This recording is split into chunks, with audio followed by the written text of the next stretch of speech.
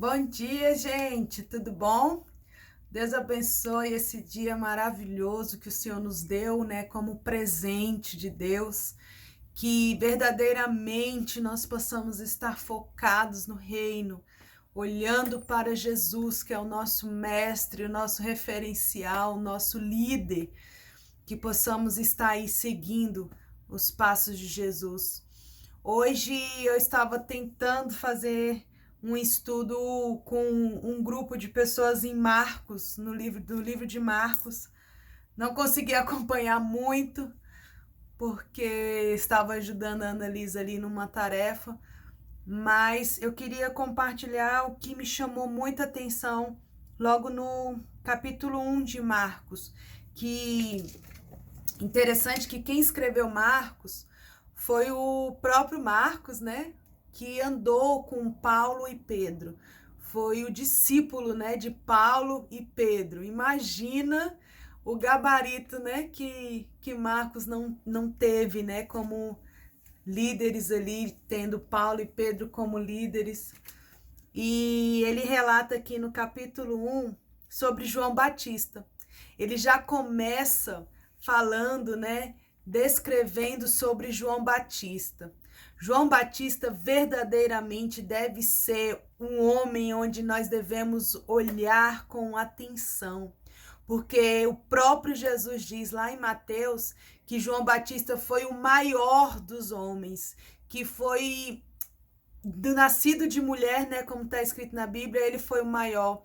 Então ele foi aqui até agora o maior que Moisés, que Jacó, que Isaac, foi maior que todos que passaram. Abraão, João Batista foi um homem, né, muito importante aqui nas escrituras, muito importante para o reino de Deus. E Marcos começa dizendo assim: princípio do Evangelho de Jesus Cristo, Filho de Deus. Como está escrito no profeta Isaías: eis que eu envio o meu anjo ante a tua face, o qual preparará o teu caminho diante de ti. Voz do que clama no deserto, preparai o caminho do Senhor, endireitai as suas veredas. Apareceu João Batista, batizando no deserto e pregando o batismo de arrependimento para a remissão de pecados. E toda a província da Judéia e todos os habitantes de Jerusalém iam ter com ele. E todos eram batizados por ele no Rio Jordão, confessando seus pecados. E João andava vestido de pele de camelo e com um cinto de couro em redor de seus lombos, e comia gafanhoto e mel silvestre. E pregava, dizendo: após mim vem aquele que é mais forte do que eu, do qual não sou digno de, abaixando-me, desatar as correias das suas sandálias. Eu, em verdade, tenho-vos batizado com água. Ele, porém, vos batizará com o Espírito. Aqui, o olhar de João Batista em cima, o olhar de Marcos em cima de João Batista, resumiu o próprio João Batista. Aqui ele falou que Isaías pregava sobre João Batista. Isaías, tantos anos, dezenas de anos antes de João Batista pensar em aparecer, Isaías já profetizava sobre um homem que iria pregar remissão de pecados e que ia anunciar o caminho para Jesus vir, né, sobre a terra. Então, a importância de nós entendermos que a Bíblia, acabou que as palavras, né, a Bíblia foi escrita até Apocalipse, mas a Bíblia ainda continua sendo escrita através de nós. Aqui Isaías escreveu sobre João Batista e muitos anos depois o próprio João Batista encarnou a palavra que Isaías já havia escrito na Bíblia. João Batista lia tanto Isaías, até Jesus lia tanto o livro de Isaías, né?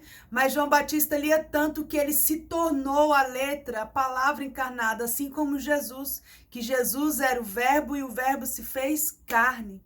Então a palavra de Deus significa para nós um prenúncio daquilo que nós vamos nos tornar, que nós vamos encarnar a letra, a palavra de Deus. Consegue entender a responsabilidade? Onde a gente se encaixa aqui na palavra de Deus? A gente precisa encarnar aquelas partes onde Jesus falou quem nós seríamos.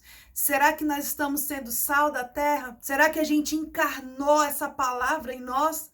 Será que nós estamos sendo luz no mundo? Será que a gente encarnou o fato da letra ter lançado sobre nós que seríamos luz no mundo? Então, tudo isso que a palavra de Deus já declarou, já profetizou ao nosso respeito, em cima da nossa geração, nós precisamos encarnar a palavra de Deus, porque esse é o objetivo da Bíblia. A gente precisa se alimentar tanto da palavra, a gente precisa ler tanto a palavra, a ponto da letra se tornar viva e eficaz, a ponto da letra se tornar carne em nós. Consegue entender? Aqui ele termina também falando sobre João Batista, sobre a simplicidade de João, que João se vestia simples, João se alimentava de coisas simples, e é isso que o tornava grande. Por ele ser tão importante para o reino de Deus, ele seguiu o protocolo de Jesus. Por ser tão importante no reino de Deus, ele manteve a simplicidade, a humildade, a santidade, porque João Batista era separado, ele ficava no deserto. O que é isso? Ele buscava santidade, buscava simplicidade, ele buscava ali se alimentar até que ele se encarnou. Quando ele se encarnou da palavra, de tanto que ele ficou ali separado, comendo da palavra, quando ele se encarnou da palavra, aí ele era uma palavra ambulante. João Batista era a Bíblia ambulante, era uma carta viva, como diz a palavra de Deus, que nós devemos ser.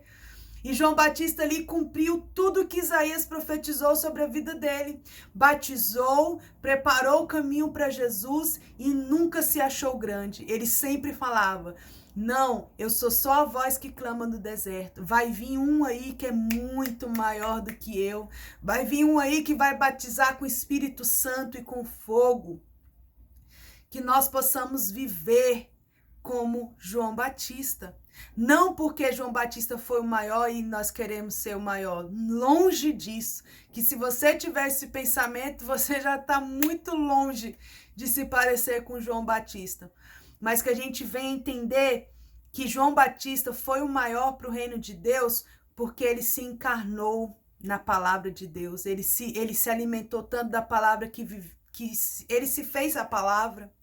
Que ele preparou o caminho de Jesus, e é isso que Jesus requer de nós, que a gente como igreja venha preparar a volta de Jesus, porque ele era simples no vestir e no comer, e é isso que Deus requer de nós, simplicidade, e porque ele buscava a santidade separado. Aqui diz que ele vivia no deserto separado, não que a gente tem que procurar uma ilha deserta e ficar, não, mas você tem que ser forte o suficiente para se separar até que a palavra seja ingerida em você, ao ponto de te blindar e você poder levar a palavra de Deus em santidade. Então, que a gente venha olhar para João Batista, que a gente venha olhar para os evangelhos, que a gente venha olhar para Jesus, que é o autor e consumador da nossa vida, que nós venhamos olhar para Jesus e aprender o quê? A ser manso e humilde de coração. E entender que a palavra de Deus não são só letras que a gente tem que ler, aprender e conhecer. A palavra de Deus é uma palavra viva e eficaz, que penetra e que precisa ser encarnada com as nossas vidas, com as nossas atitudes, com as nossas palavras. Amém? Deus abençoe a nossa vida, que possamos tomar posse da palavra de Deus e sermos verdadeiramente cartas vivas para este mundo, ser luz para o mundo, sal para a terra, porque para Deus nós já somos filhos escolhidos e amados. Amém? Deus abençoe seu dia e que essa palavra possa mexer com a sua estrutura, com a sua mente e com seu coração. Deus te abençoe.